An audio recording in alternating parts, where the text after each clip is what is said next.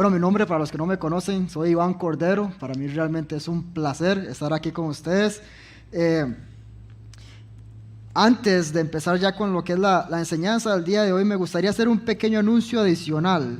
Yo sé que ya tuvimos como 500, pero hay uno que es muy importante, y es que justamente hoy, después de esa celebración, vamos a tener abajo una serie de recursos que son sumamente buenos y útiles para que ustedes puedan equiparse y para que incluso sean más intencionales a la hora de dar regalos. Y aprovechando esta temporada que es muy de regalar y de que todos estamos pues contentos, tenemos varios libros que van a ser de ayuda realmente para el crecimiento espiritual.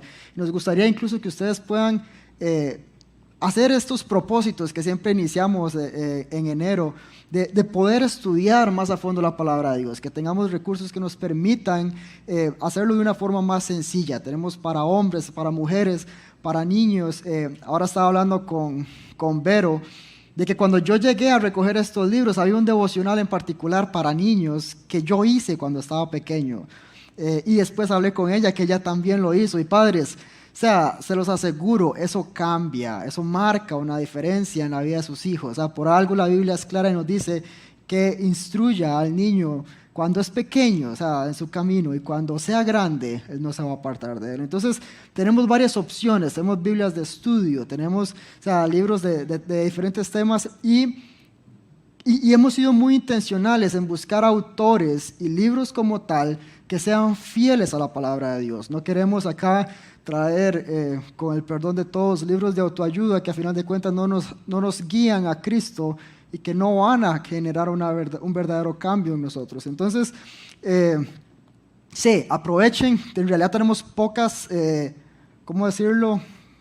Pocos ejemplares por libro. Tenemos varios libros, pero pocos ejemplares. Entonces, aproveche. Si por alguna razón el libro que ustedes quieren no está o ya se vendió, también podemos armar una lista y pues traerles los recursos en otro fin de semana. Entonces, aproveche. Nosotros estamos muy, muy emocionados. Sabemos que hay libros muy buenos. De hecho, yo ya aproveché, ya compré un par. Entonces, ahí les dejo la espinita nada más para que aprovechen. Y ahora ya, siguiendo con esa temática justamente de que estamos en esta temporada que es tan bonita, donde recordamos el nacimiento, pero también la vida, muerte y resurrección de Jesucristo, hemos decidido tomar estas semanas para prepararnos. O sea, que nuestro corazón esté listo para continuar viendo cómo, y celebrando la vida de Jesús. Hemos decidido tomar un pasaje que nos muestra una de las profecías más famosas en cuanto a la primera venida de Jesús, que es Isaías 9:6. Entonces, acá lo tengo, y dice: porque un niño nos ha nacido, un hijo nos ha sido dado. Dice: la soberanía reposará sobre sus hombros, y se llamará su nombre Admirable Consejero, Dios Poderoso, Padre Eterno, Príncipe de Paz. La semana pasada estudiábamos un poco esto. James nos guiaba a ver uno de estos nombres, que es el de Consejero Admirable, o Maravilloso, como lo dicen en otras versiones. Y es bien interesante porque al final de cuentas también hay que tomar ver cuál es el contexto en el que Isaías está hablando. Entonces a mí me gustaría devolverme un poquito, y dice a partir del versículo 1 de Isaías 9: pero no habrá más melancolía para la que estaba en angustia como en tiempos pasados. Él trató con desprecio a la tierra de Zabulón y la tierra de Neftalí, pero después la hará gloriosa por el camino del mar al otro lado del Jordán, Galilea de los gentiles. Y este versículo es bien interesante porque básicamente lo que está hablando es de una región que, si vemos Segunda de Reyes 15, fue una de las primeras que fue atacada por los asirios. Entonces, yéndome muy atrás, básicamente por el 700 antes de Cristo, estamos hablando de que Israel había sido dividido en dos. Habían dos reinos, y el reino del norte se llamaba Israel, el del sur se llamaba Judea, pero los asirios son un imperio gigantesco, si han visto 300, ahí están todos esos más metidos en medio de la historia, y básicamente llegan y destruyen esta primera parte de lo que es la ciudad de Neftalí, Zabulón. Entonces acá dice que en el pasado, o sea, cuando Isaías escribe ya eso había sucedido, están ahí todavía tratando de sostenerse, pero los asirios están encima de Israel. Entonces, gracias a Dios nosotros somos un país de paz que nunca hemos experimentado la guerra, pero imagínense ustedes sentir un ejército enorme, súper poderoso, que está ahí ya en tu frontera, ya está ahí destruyendo naciones, ya está exiliando personas. Y los asirios eran particularmente malos, realmente malos. Ellos no dejaban nada a su paso, ellos hacían una destrucción impresionante. Entonces, básicamente, el contexto en el que escribe Isaías es de terror, o sea, es realmente duro. Es esta parte donde él dice, de hecho el capítulo 8 habla mucho de esta venida de Asiria a ya conquistar. Entonces es bien importante porque Isaías viene a mostrar también y a prometer que a partir de cierto punto ya no va a haber más melancolía. Dice versículo 1, no habrá más melancolía para el que estaba en angustia. Y estaba pensando en que este tiempo es muy bonito para la gran mayoría de nosotros, pero habrán familias para las que no, habrán personas para las que no.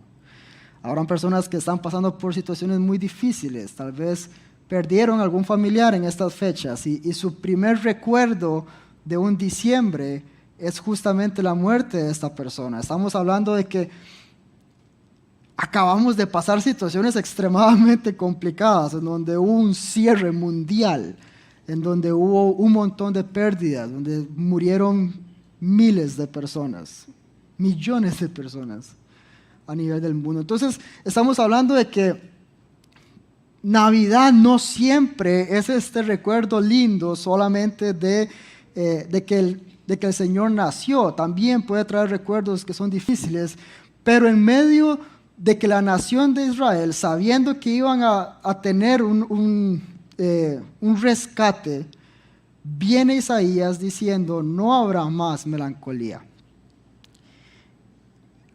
La nación de Israel nos representa en muchísimas cosas. Cuando vemos justamente reyes, es súper bonito ver, bueno, no es bonito, pero es interesante ver cómo este reino nunca tuvo un buen rey. Habían 19 reyes. Después de la división, donde está Salomón, se divide el reino y a partir de ahí hay 19 reyes y ninguno sirvió para nada. Así, literal. La Biblia todo lo que dice es, y él no sirvió al Señor, él no le agradó al Señor, él no se arrepintió del mal que estaban haciendo y por eso viene un juicio. Israel nos representa en esta incapacidad seria que tenemos de agradar al Señor. Romanos 3 lo dice muy claramente, no hay uno solo bueno, no hay quien busque a Dios. Todos hemos fallado, estamos destituidos de la gloria de Dios. Entonces, en medio de esta presión, en medio de esta situación en donde nosotros nos podemos ver representados, ya sea por el dolor, ya sea por nuestra incapacidad de acercarnos a Dios, vemos a un Isaías prometiendo a aquel que va a cambiar esto. Siguiendo con los mismos versículos, dice, el versículo 2 de Isaías dice, el pueblo que andaba en tinieblas ha visto gran luz. A los que habitaban en la tierra de sombra de muerte, la luz ha resplandecido sobre ellos. Multiplicaste la nación, aumentaste su alegría. Se alegran en tu presencia como la alegría de la cosecha, como se regocijan los hombres cuando se reparten el botín. Porque tú quebrarás el yugo de su carga, el báculo sobre sus hombros y la vara de su opresor, como en la batalla de Madián.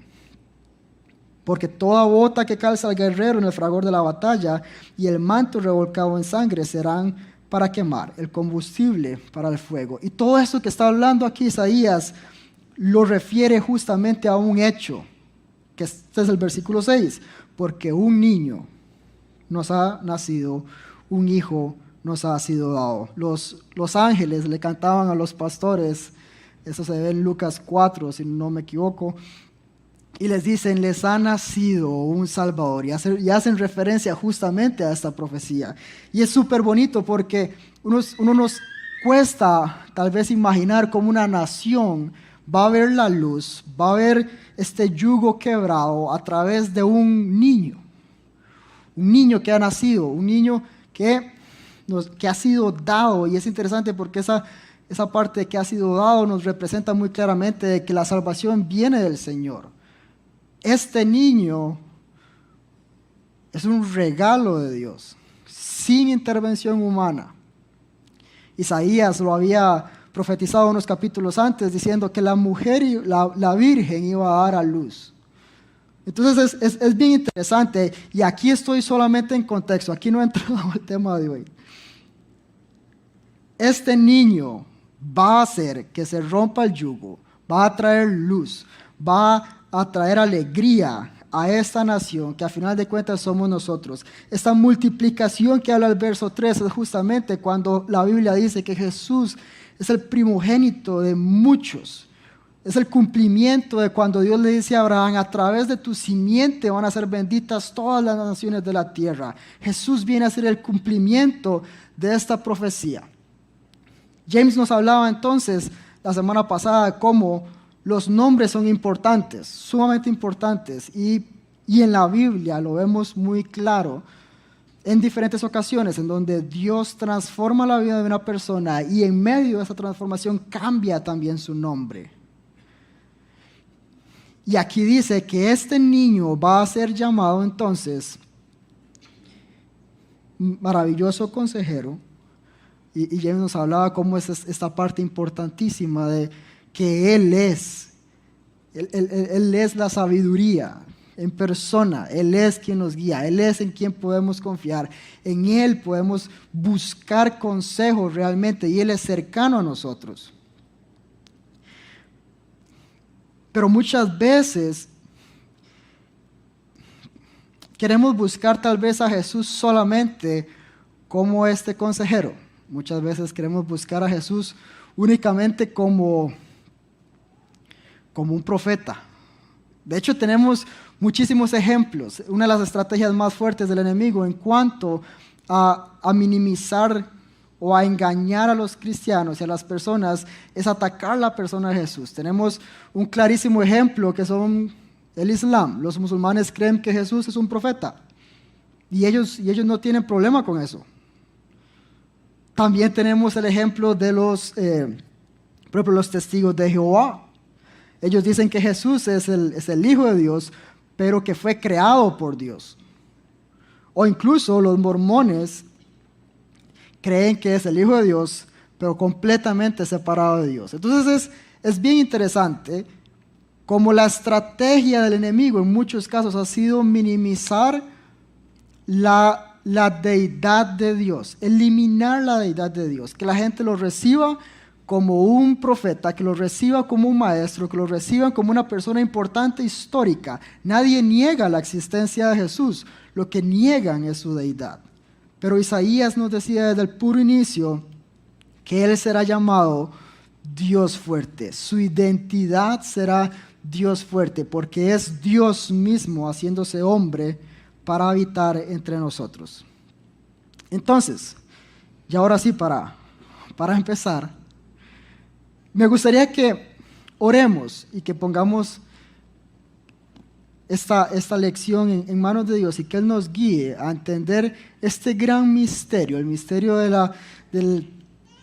la encarnación de Cristo, que nos ha permitido entonces, al final de cuentas, ser salvos, ver la luz, que el yugo sea quebrado y eliminar entonces esta tristeza y esta melancolía en la que habitábamos antes de conocer a Cristo. Señor, te doy gracias porque eres bueno, porque en este tiempo recordamos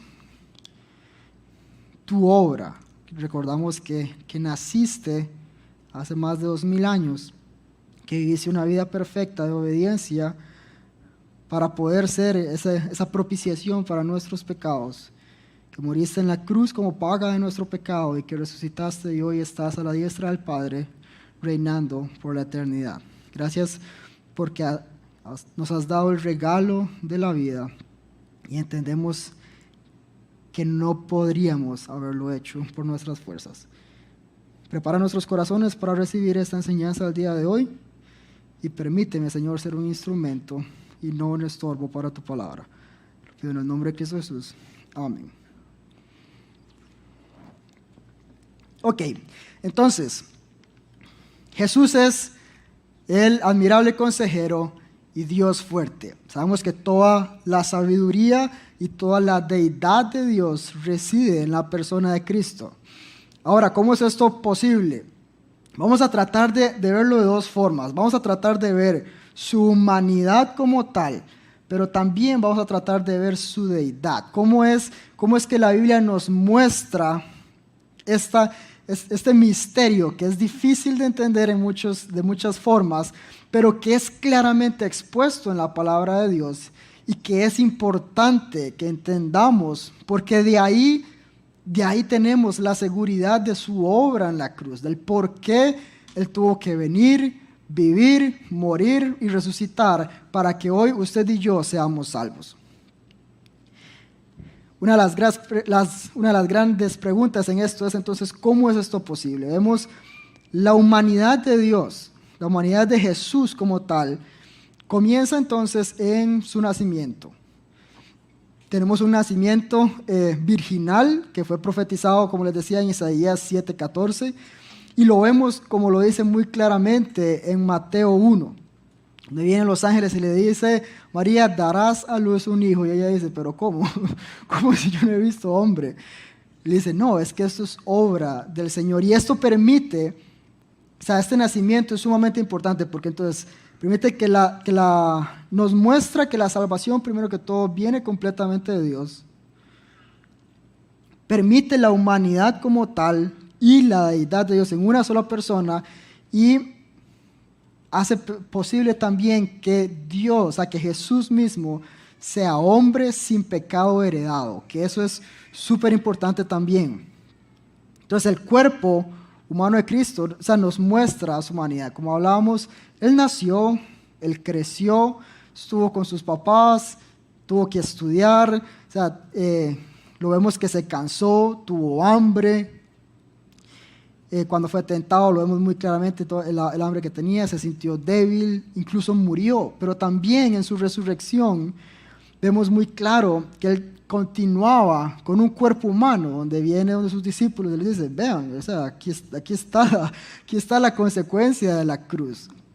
Entonces, vemos que su humanidad era tan evidente que las personas hasta creían que Él simplemente era humano. Muchos de sus hermanos que lo vieron crecer dijeron, pero, y lo vimos en Juan, usted es nuestro hermano, ¿de qué está hablando?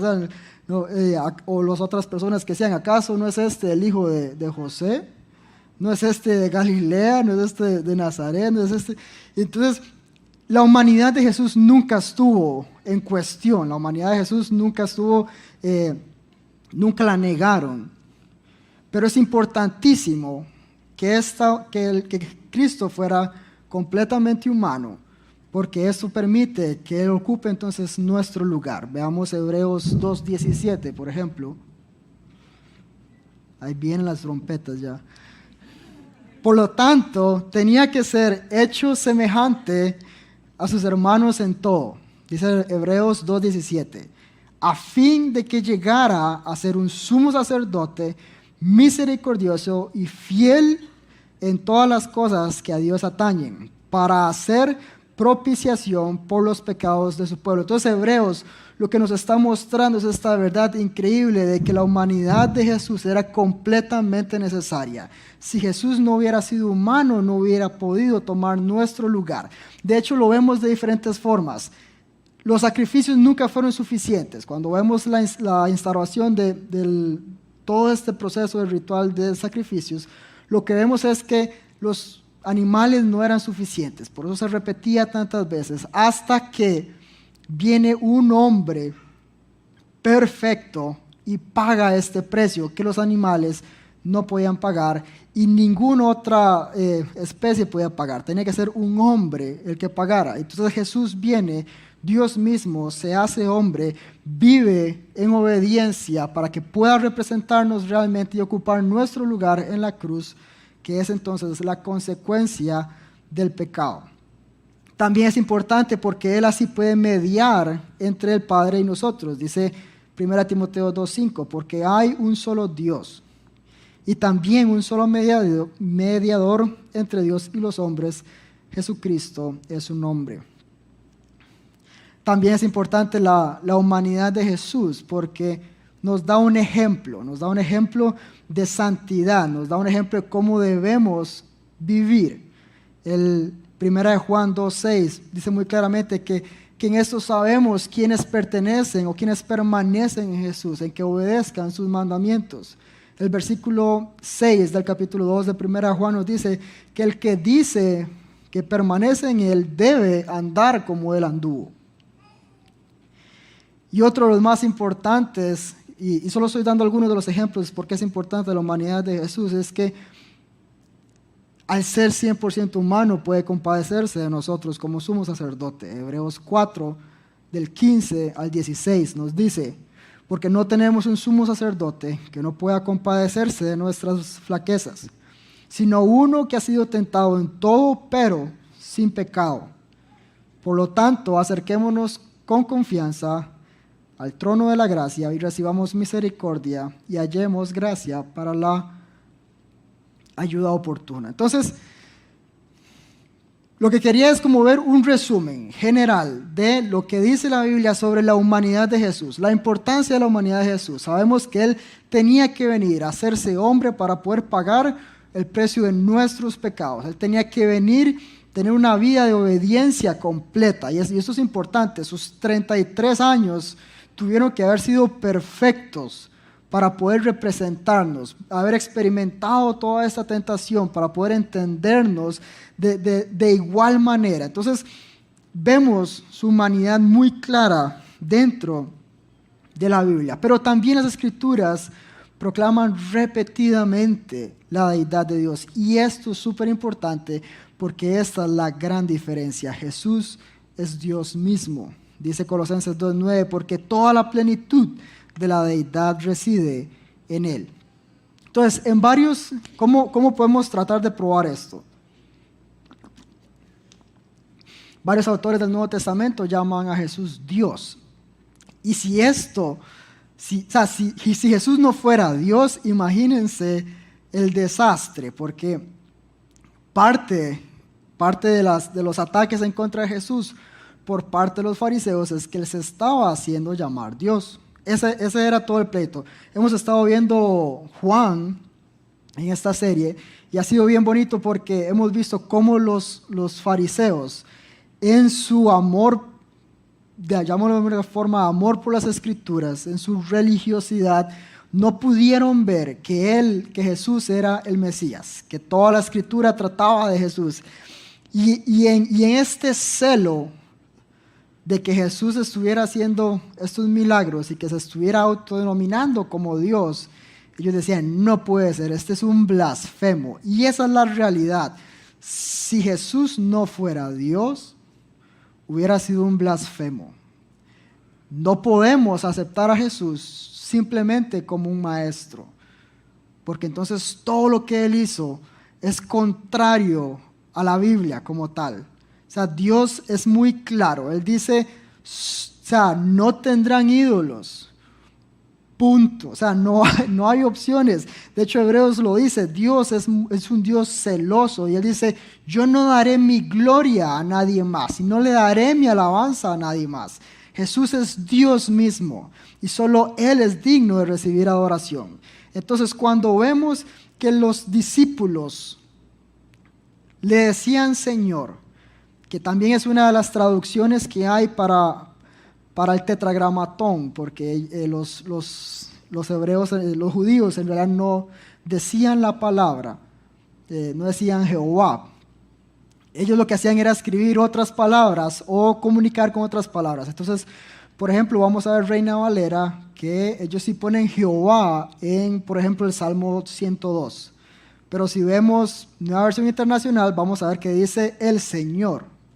Y esto es simplemente por traducciones de los textos antiguos. Hay algunos que en el griego lo tradujeron como el Kyrios, que es Señor, y en otros simplemente están los originales, o el hebreo, o 4 letras, que es el tetragramatón. Entonces, por temas de traducción y otro montón de cosas en contexto, vamos a encontrar estas dos figuras, Jehová y el Señor, que al final de cuentas significan lo mismo. Entonces, cuando los discípulos llaman a Dios el Señor, o a Jesús Señor, están diciéndole Dios. Incluso uno de los pleitos más grandes con los fariseos lo vimos en Juan 8, cuando él está diciendo, yo soy la luz del mundo. Y después empiezan a hablar de Abraham, y Jesús se vuelve y les dice, vea, les aseguro que antes de Abraham, yo soy. Y este yo soy nos trae la referencia desde que el Señor viene delante de Moisés y le dice, yo soy el gran yo soy. Este yo soy es una frase fuertísima que donde los judíos, los fariseos lo escucharon, se escandalizaron y lo iban a matar. Jesús tuvo que huir de inmediato en Juan 8. Entonces estamos hablando de que Jesús mismo estableció muy claro que Él es Dios. O sea, no podemos negar que la Biblia lo ve así, los discípulos lo ven así, Él mismo se autodenomina y las profecías así lo establecen. Así lo ve, por ejemplo, Isaías. Vimos un montón de cosas extraordinarias que una persona no podría hacer. Ninguna persona podría traer luz a este lugar. Ninguna persona podría multiplicar las naciones, ni quebrar el yugo del pecado. Entonces, así es como lo ve la Biblia, así es como lo ven los discípulos, y así es como Jesús mismo lo declara. No es fácil tal vez entender todo cómo calza, pero sabemos que es sumamente importante. Esta doctrina de la encarnación, esta plena humanidad y esta plena deidad de Jesús en una sola persona es complejo, pero es importante tenerlo claro en ese sentido, hasta donde nuestra mente puede abordarlo, en el sentido de que la deidad de Dios no sufrió ningún tipo de modificación, ni se minimizó, ni nada en el momento que Él viene. Cuando Filipenses habla de que Él dejó este lugar de ¿cómo decirlo? Es más, lo voy a buscar en Filipenses para no batear. Filipenses 2.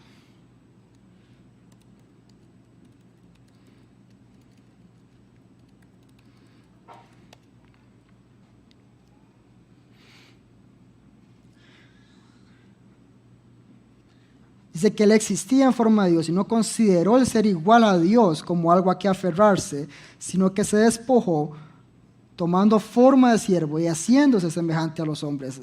Es importantísimo ver que en este pasaje no dice que Él dejó de ser Dios. Su deidad no se modificó, su deidad no la dejó a un lado. Él dejó la posición de Dios mismo en el cielo, el trono como tal, para venir a hacerse hombre. Y esta es la humildad que vemos en Jesús, que estando sobre toda la creación vino acá. Es bien importante porque esa es una de las grandes diferencias que vemos con las religiones. Si vemos a nivel de las religiones del mundo, muchos se han puesto hasta de acuerdo, por decirlo de alguna forma, en la que todo se trata de ver y alcanzar nuestro camino a Dios.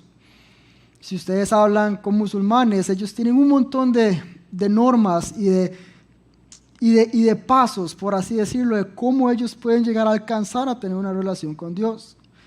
Si lo ven incluso con los budistas y todas las cosas que ellos hacen en pro de alcanzar también a este Dios supremo. Incluso el hinduismo tiene un montón de dioses, pero ellos creen en un Dios superior a todos los demás. Y todo se trata de normas y formas de alcanzar por sí mismo a Dios. Sin embargo, lo que la Biblia nos muestra a nosotros es que Dios no se quedó allá arriba. Él no se quedó allá esperando, Él no se quedó simplemente diciendo, no, estos compas no lo van a lograr nunca, sino que Él bajó. Él vino acá, se hizo igual a nosotros, pagó el precio y por eso es que puede traer hoy entonces la reconciliación y que por eso podemos encontrar hoy reconciliación con el Padre. Jesús es el camino, Jesús es la única forma y no hay otro. Por eso la deidad de Dios, la deidad de Jesús es tan importante de reconocer. Ahora, ¿qué significa eso para nosotros? Este ha sido un segmento un poco teológico, yo sé.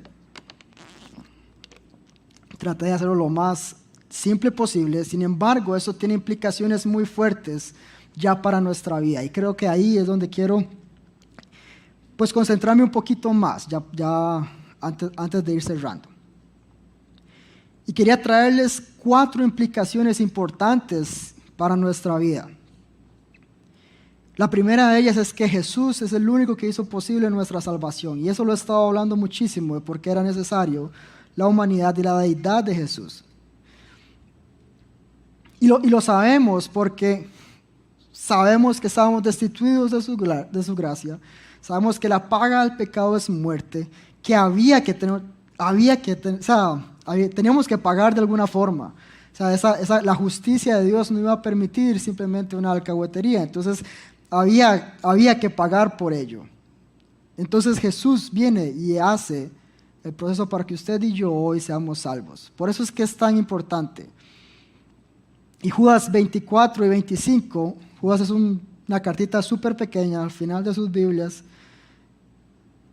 dice que aquel que es poderoso para guardarlos a ustedes sin caída y para presentarlos sin mancha en presencia de su gloria, con gran alegría, al único Dios nuestro Salvador, por medio de Jesucristo nuestro Señor, sea la gloria, majestad, dominio y autoridad antes de todo tiempo y ahora por los siglos. Amén.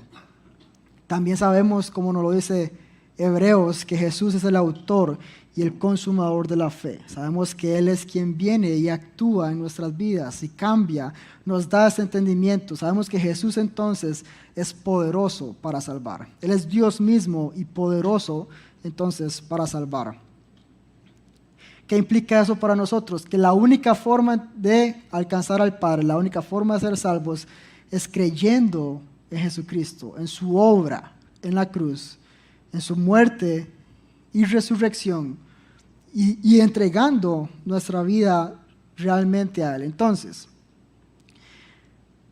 si alguno realmente no ha entregado su vida a Cristo o anduvo viendo opciones de llegar al Señor por todos los caminos distintos, recuerde, Jesús es el único camino. Y Él lo que ha dicho es, arrepiéntase y crea que Jesús es el Señor. Confiese que hemos pecado, que has pecado, que estabas alejado de Él. Pero hoy Él da una oportunidad muy clara de simplemente llegar y decir, hasta podemos decirlo así, o sea, venir genuinamente y honestamente con un corazón abierto diciendo, Señor, no sé cómo acercarme, sé que he fallado y que te necesito, ven a mi vida.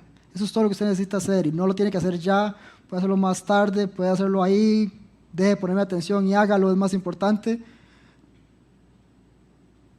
Pero eso es el primer paso de una vida restaurada, porque sabemos que Jesús entonces está iniciando este proceso y que Él lo va a llevar a término. No va a dejar nada a medias. Y en eso tenemos confianza de que Jesús hizo posible nuestra salvación, que Él inició la obra y que Él la va a llevar a término. Que Él va a completar lo que inició. Jesús no deja nada a medias. Y en eso tenemos esa confianza de que Jesús es poderoso para salvar. Segunda implicación para nuestras vidas, Jesús es el único digno de nuestra adoración. Dice Filipenses 2, 9 y 11, que por lo tanto Dios también lo exaltó hasta lo sumo, le confirió el nombre que es sobre todo nombre, para que el nombre de Jesús, ante el nombre de Jesús se doble toda rodilla de los que están en el cielo y en la tierra y debajo de la tierra, y toda lengua confiese que Jesús es el Señor, para la gloria de Dios Padre. Como les decía antes, Isaías 42, 8, el Señor hablando de Isaías dice: yo soy el Señor, ese es mi nombre. Mi gloria a otro no daré, ni mi alabanza a imágenes talladas. Dios lo dice muy claramente, solo Él es digno de alabanza. Y Cristo es digno de alabanza porque Él es Dios mismo.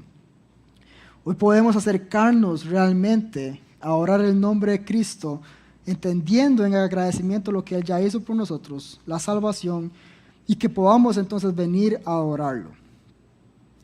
La tercera de las implicaciones de que Jesús es Dios fuerte es que Él es merecedor de nuestra total obediencia. Según Timoteo 1 dice: por lo cual también sufro estas cosas. Y es Pablo hablándole a Timoteo. Dice: pero no me avergüenzo, porque yo sé en quién he creído y estoy convencido de que Él es poderoso para guardar mi depósito hasta aquel día. Entonces estamos hablando de un Jesús, estamos hablando de un Pablo que ha venido experimentando un montón de situaciones difíciles. Lo han apedreado, lo han metido a la cárcel, estuvo náufrago, un montón de problemas terribles. Y él dice: todo esto lo sufro y no me avergüenzo, porque yo sé en quién he creído y estoy convencido que Él es poderoso para guardar mi depósito hasta aquel día. Su obediencia se da precisamente porque Él tiene esta seguridad de quién es Cristo y de la obra por Él. Vemos también a Jesús mismo hablando en Mateo 28, diciendo toda la autoridad. Este es un versículo famosísimo que está justo antes de la Gran Comisión. 28, 18 de Mateo dice: toda la autoridad me ha sido dada en el cielo y en la tierra. Él es merecedor de nuestra total obediencia. Él vino a la tierra en una misión que es rescatarnos y reconciliarnos con Él.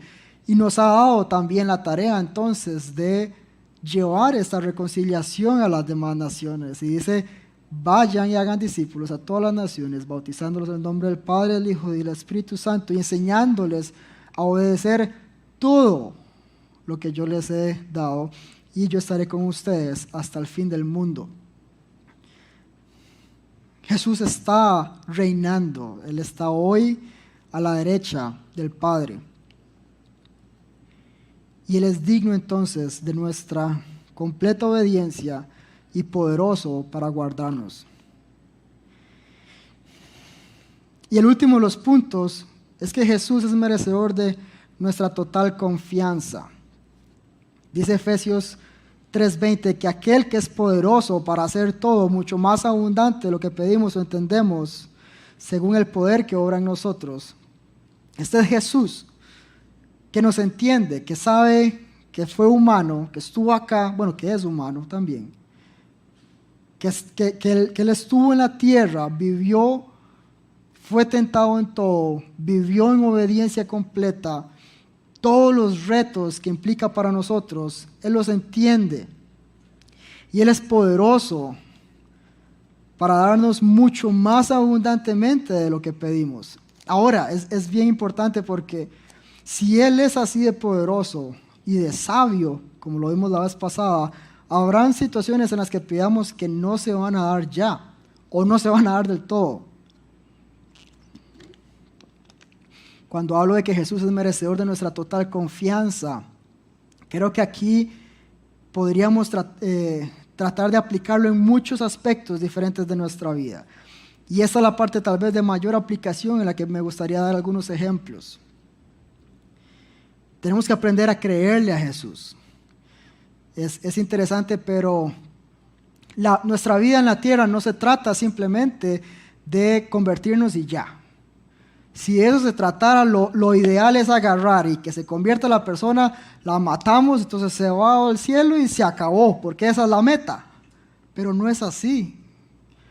La idea es que esta reconciliación que hay entre Dios y las personas traiga un fruto y bendiga a la tierra y se extienda el reino de Dios. Que seamos representantes de Cristo, que vayamos a otras naciones o que vayamos aquí a la vuelta, que continuemos esta gran noticia y que le creamos que Él está con nosotros en medio de todo este proceso, que entendamos que aún nuestro trabajo es la forma en la que Dios bendice a la sociedad. Nuestro trabajo es mucho más que simplemente 8 horas diarias o 10 o 12. Es mucho más que eso. Nuestro trabajo es la forma en la que Dios nos bendice, nos da entonces el recurso que necesitamos para proveer para nuestra familia y para los necesitados. Es la forma en la que la sociedad se ve bendecida en cuanto a que si sos, por decir algo, médico, vas a ayudar con la sabiduría del Señor a que otras personas sean sanas. Si sos ingeniero o constructor o arquitecto, lo que sea, vas a construir y vas a ayudar a que las personas tengan un techo. Si trabajas en el supermercado para poder adquirir las diferentes posiciones, nuestro trabajo es la bendición de Dios en la tierra. Existe desde antes del pecado y era bueno. Entonces, creámosle al Señor en nuestro trabajo, de que cuando estamos trabajando es una oportunidad para que otros vean a Cristo, es una oportunidad para traer bendición a las personas, es una oportunidad para adquirir nosotros el recurso para ser de bendición. Cuando vemos a Abraham fue muy claro, Dios bendice para ser de bendición. Dice, yo te bendeciré y a través de tu simiente van a ser benditas todas las naciones de la tierra. Esa es la forma en la que Dios trabaja. Él trae propósito nuevo a nuestras vidas. Entonces el trabajo es mucho más que simplemente una carga. Mucha gente lo ve como... Me da mucha gracia porque yo me he visto incluso en ese papel de necesito, no sé, retirarme rápido para poder dedicarme a servir. No, de eso no se trata. Usted sirve donde está, donde el Señor te ha puesto. Y tal vez tengas una oportunidad de servirle a Él a tiempo completo en la iglesia. No sé si será tu deseo o no, pero si hoy estás en un trabajo, ese es el lugar en el que el Señor te puso para bendecir. Ahora, creámosle al Señor en otras áreas de nuestra vida. ¿Qué tal la pareja? Solteros. Créale al Señor. Créale al Señor que...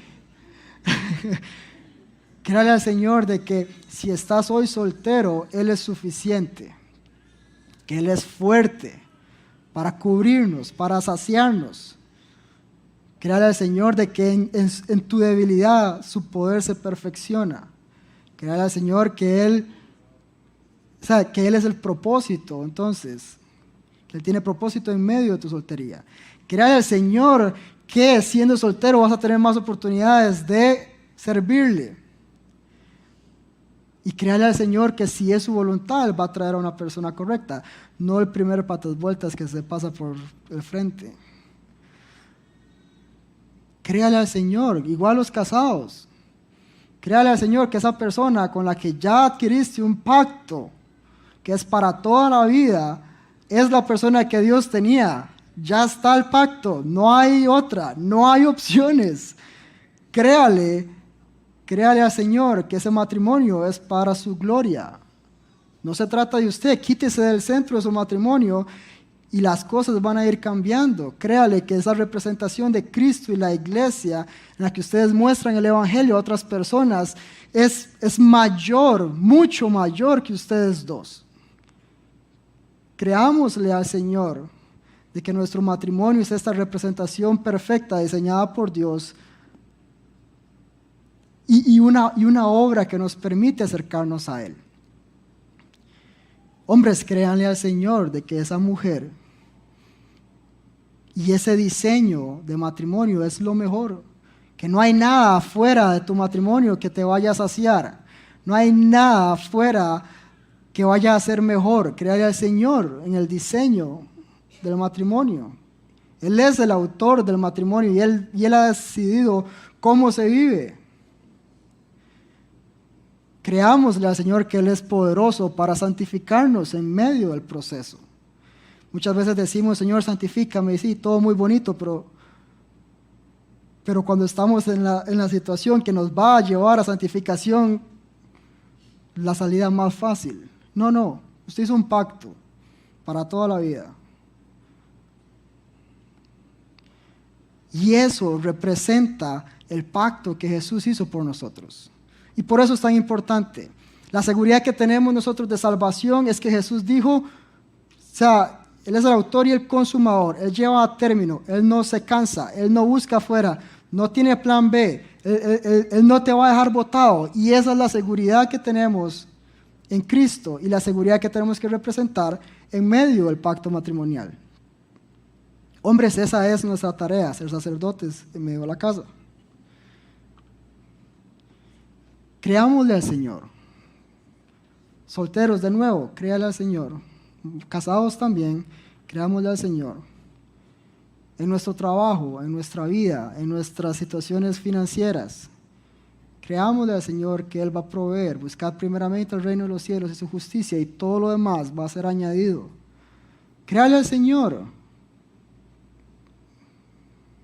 Él va a responder porque Él es fiel y Él es poderoso para darnos más abundantemente, incluso de lo que pedimos o entendemos, según el poder que obra en nosotros, el Espíritu Santo.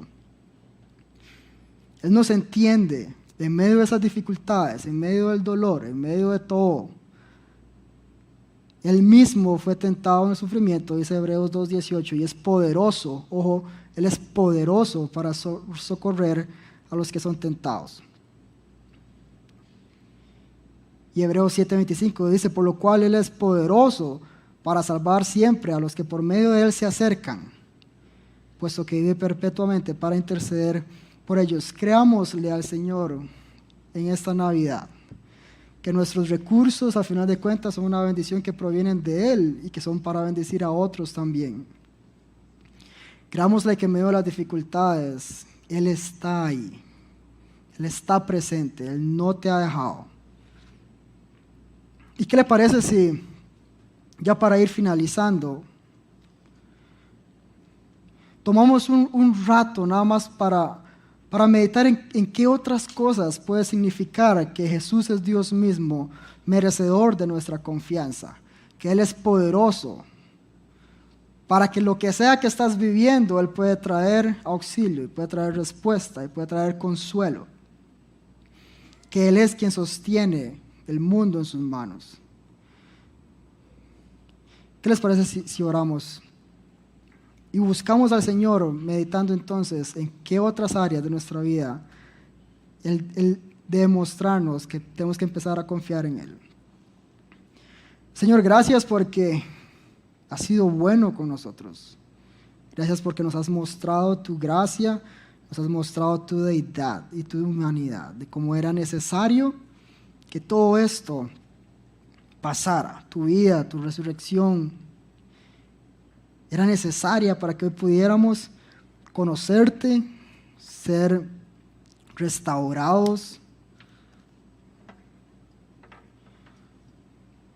ser amados, conocer realmente al Padre. Gracias porque nos has mostrado en tu palabra que nos has amado tanto, que te diste. Juan lo dice muy claramente, que nadie te quitó la vida, sino que la entregaste voluntariamente en amor por nosotros. Permítenos responder a tu palabra de la manera completa, que nuestros corazones estén listos para poder verte como Señor y Salvador de nuestras vidas.